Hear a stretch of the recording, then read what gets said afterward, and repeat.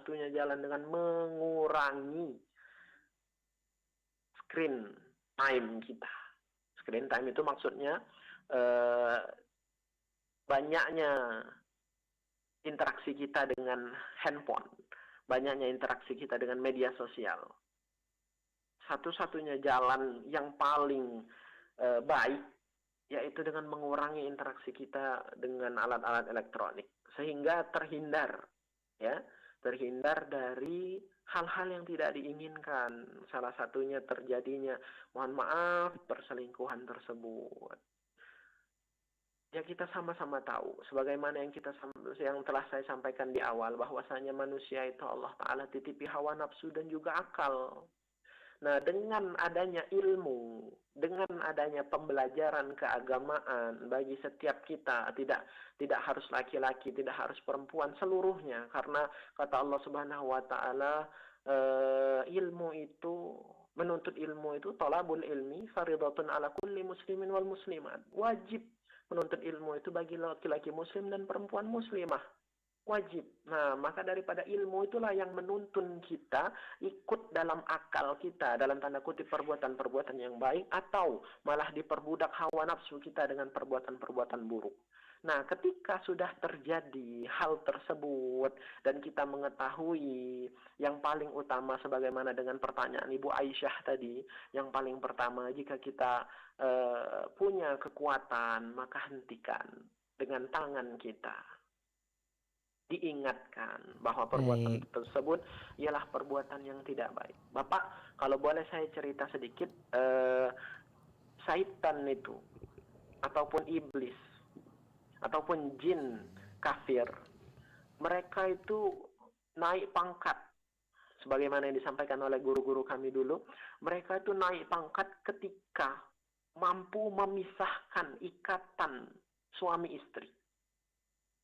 Salah satunya dengan selingkuh ataupun dan lain sebagainya. Jadi ada jin khusus, jin kafir khusus yang tugasnya untuk membuat rumah tangga itu buyar, bermasalah dan lain sebagainya. Mungkin itu nanti di kajian kita yang waktu yang lebih panjang mungkin. Nah, jadi Bapak, dengan adanya mereka itu punya tugas tersendiri dan tingkatan pangkat mereka itu akan naik tinggi sekali. Ya, akan naik tinggi sekali ketika mampu memisahkan hubungan antara suami istri, salah satu jalannya dengan berselingkuh tersebut. Maka tugas kita, jika kita kenal kepada orang tersebut, maka mari sama-sama ingatkan dengan ingatkan yang baik. Jika cara mengingatkan yang paling baik itu, Bapak, kalau boleh memberi saran sedikit, carilah orang yang dia hormati. Carilah orang yang dia hormati. Dalam tanda kutip, jika orang tersebut masih memiliki orang tua ataupun saudara yang ia hormati, yang dengarkan perkataannya, maka hal ini sampaikan kepada orang yang dia hormati tersebut, biar orang yang dihormati tersebut yang menasihati dia. Nah, sehingga dia tidak ada ketersinggungan kepada kita, namun nasihat dan juga perbuatan buruk tersebut tetap sampai kepada dia, sehingga perbuatan tersebut dapat dikoreksi dan agar dia tersadar dari perbuatan tersebut yang salah, yang tercela. Dan jangan lupa Bapak, didoakan. Baik, Ustadz, waktu kita tinggal beberapa menit lagi ini Ustadz. Ya, pertanyaan yang Pak Rayadi tadi via WA bisa disingkat saja Ustadz, pertanyaan langsung dijawab saja. Kebahagiaan itu datang pada waktunya. Kenapa? Sedikit pertanyaan tadi. Pertanyaannya, apakah kebahagiaan itu akan datang pada waktunya? Kemudian arti makna kebahagiaan terhadap keluarga sendiri seperti apa? Ya, karena waktu kita tinggal berapa menit lagi Ustadz, silakan disingkat saja. Yang pertama, kebaikan itu datang dari Allah Subhanahu wa taala. Kebaikan yang Bapak maksud itu kebaikan yang bagaimana? Jika kebaikan hanya terbatas pada materi saja, maka kita akan tidak akan pernah puas. Sebagai hadis yang saya sampaikan tadi tentang lembah emas tersebut. Nah, kebaikan itu sebaiknya kita hadirkan dengan akal kita. Kadang-kadang kita ini selalu berfokus pada materi, pada perbuatan yang besar, dan kita lupa mengapresiasi perbuatan-perbuatan amaliyah-amaliyah walaupun kecil. Nah, maka daripada itu mulailah mengapresiasi perbuatan-perbuatan baik dalam diri kita, Iya. kebaikan-kebaikan yang senantiasa. Kita masih bisa bangun pagi, masih bisa jalan, masih bisa Mhm. sarapan dengan baik, badan sehat walafiat, itu harus kita syukuri.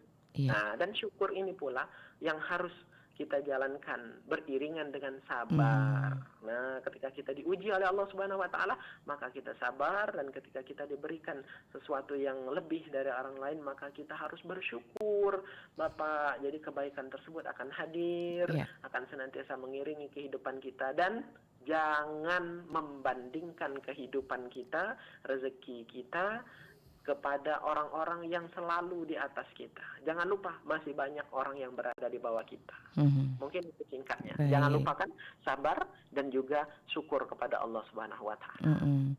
Baik, 3 pertanyaan satu lagi Ustaz, kenapa orang yang kita cinta itu cepat dipanggil Allah itu pertanyaannya? Allahu Akbar. Jadi Mhm. Bapak, mungkin ini berkaitan dengan orang tua ataupun pasangan kita. Bapak, segala sesuatu itu, kata Allah, Inna lillahi wa inna ilaihi raji'un. Segala sesuatu itu milik Allah Subhanahu wa taala dan akan dikembalikan kepadanya. Jangan dianggap kehidupan dunia ini adalah final. Jangan dianggap kehidupan dunia ini adalah seluruhnya itu tuh akhir dari perjalanan kita ini di dunia. Bukan. Tapi kita masih akan menghadapi beberapa alam ke depannya. Nah, cinta tersebut hendaknya dibatasi. Cinta yang terlalu dalam itulah yang sering membuat hati kita sakit. Itulah yang membuat kita sesuatu yang kurang senang bagi diri kita jika tidak sesuai dengan ekspektasi kita. Baik. Maka jangan lupa, berpeganglah kepada kalimat ayat tersebut, Inna Iya. lillahi wa inna ilaihi raji'un. Baik. Segala sesuatu, rezeki, anak, Mhm. istri, itu semua perhiasan dunia, dan itu semua milik Allah. Maka sewaktu-waktu kita hanya yang dipinjami ini, jika diambil kembali Iya. harus sabar dan juga tawakal. Karena Baik. segala sesuatu itu milik Allah, dan Mhm. kepada Allah pula akan kembali. Iya, Itu baik. Bapak. Terima kasih Ustadz, juga Bapak Ihwan yang sudah bertanya via WA. Ustadz, karena waktunya sudah tinggal berapa menit, ini mungkin ada pesan singkat Ustadz pagi hari ini berkait dengan tema kita 4 kebahagiaan dunia dan akhirat untuk bagian yang pertama. Silakan Ustadz David. Jadi hadirin sekalian yang senantiasa dirahmati dan dilindungi oleh Allah Subhanahu wa taala, kami pribadi mengajak pada diri kami pribadi sendiri, keluarga, dan juga segenap pendengar sekalian yang semoga senantiasa dirahmati oleh Allah Subhanahu wa taala untuk menjalani hidup ini sebagaimana mestinya.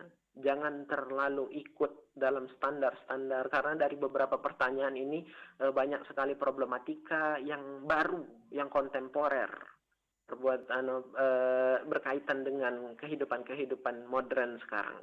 Nah, dengan 4 indikator ini tadi, kebahagiaan di dunia dan di akhirat. Sebenarnya kita ini memiliki kebahagiaan di dunia dan di akhirat.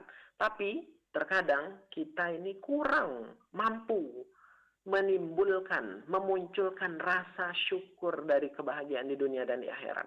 Kita dari 4 kebahagiaan ini, istri ataupun suami, anak yang soleh dan solehan. Nanti insya Allah dalam pertemuan selanjutnya kita akan membahas teman-teman yang baik dan juga mata pencaharian yang dekat, yang mudah di dalam tempatnya sendiri. Itu nanti di bagian kedua. Nah, keempat-empatnya ini sudah kita hadapi, sudah kita terima di dalam diri kita, dalam kehidupan kita sehari-hari. Nah, tinggal bagaimana memunculkan rasa syukur kepada Allah Subhanahu wa taala. Oh, saya ini sudah memiliki 4 kebahagiaan di dunia dan di akhirat. Tinggal kita bagaimana memanajemen diri kita sehingga tidak terlalu diperbudak hawa nafsu untuk hubud dunia, untuk ikut dalam kebahagiaan, untuk hiruk-pikuk dunia ini, Baik. namun tetap dalam keadaan yang terbaik, namun dalam keadaan Iya. sebaik mungkin, sehingga kita dengan 4 indikator hadis ini tadi membuat diri kita senantiasa bersyukur kepada Allah Subhanahu wa taala karena yang telah diberikan tersebut telah ada di dalam genggaman kita, namun kita kadang kurang sadar dan kurang peka. Maka Mhm. daripada itu mari sama-sama kita perbaiki diri kita, sama-sama kita perbaharui iman kita, sama-sama kita berikan kemudahan, ketenangan di dalam diri kita. Kita yang ciptakan sakinah, mawaddah, warahmah dan lain sebagainya, Amin. sehingga hidup ini menjadi hidup yang tentram, menjadi rukun, menjadi baik dalam keadaan yang sebaik-baik mungkin, dan terhindar dari pikiran-pikiran yang na'udzubillahi min dzalik Iya, dapat baik. menjerumuskan kita dalam perbuatan-perbuatan yang tercela. Iya. Maka daripada itu, mari sama-sama senantiasa kita perbaiki, mari sama-sama kita ubah diri kita untuk senantiasa berjalan menuju Allah dengan menjadi lebih baik lagi, dan lebih baik lagi. Mungkin itu Mbak Nadia. Baik, terima kasih Ustadz David. Semoga sehat selalu. Insya Allah kita ketemu kembali Ustadz ya untuk sesi yang kedua di Mutiara Pagi. Terima kasih Ustadz David. Selamat pagi. Assalamualaikum warahmatullahi wabarakatuh. Wabillahi taufiq wal hidayah. Wassalamualaikum warahmatullahi wabarakatuh. Waalaikumsalam warahmatullahi wabarakatuh. Demikian pendengar Mutiara Pagi bersama dengan Ustadz David SAG, Guru TTQ SMA IT Harapan Mulia Palembang dengan topik pagi ini 4 kebahagiaan dunia akhirat untuk sesi yang pertama. Terima kasih pendengar sudah bergabung Pak Zari Diskayu, Ibu Aisyah, Pak Adi Sukarami dan Bapak Aryadi Ikhwan yang sudah bergabung via WA. Semoga akan memberikan manfaatnya untuk kita selalu dan mengisi kolbu kita melalui Mutiara Pagi. Saya Nadia Rusma Karama pamit undur. Terima kasih pendengar, semoga bermanfaatnya hari ini. Kami tutup dengan ucapan wassalamualaikum warahmatullahi wabarakatuh.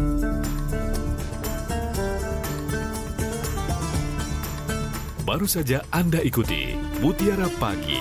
Terima kasih untuk kebersamaan Anda. Sampai jumpa.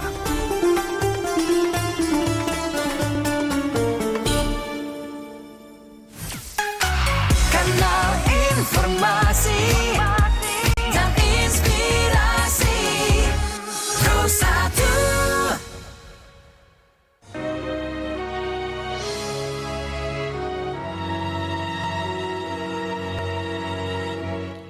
Baik pendengar, tepat pukul